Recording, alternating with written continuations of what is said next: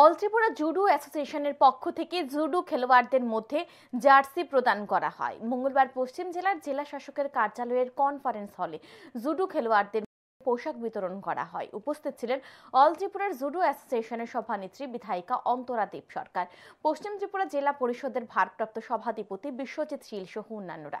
এক সাক্ষাৎকারে বিধায়িকা অন্তরা দেব সরকার জানান, অল ত্রিপুরা জুডো অ্যাসোসিয়েশনের পক্ষ থেকে মঙ্গলবার জুডো খেলোয়াড়দের মধ্যে পোশাক বিতরণ করা হয়েছে। পাশাপাশি এদিন অল ত্রিপুরা জুডো অ্যাসোসিয়েশনের এক বৈঠক অনুষ্ঠিত হয়।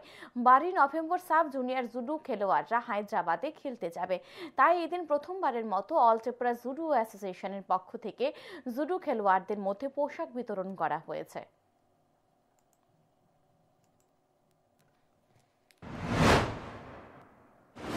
আগামী দিন 12 নভেম্বর আমাদের সাব জুনিয়ররা হায়দ্রাবাদে খেলতে যাবে।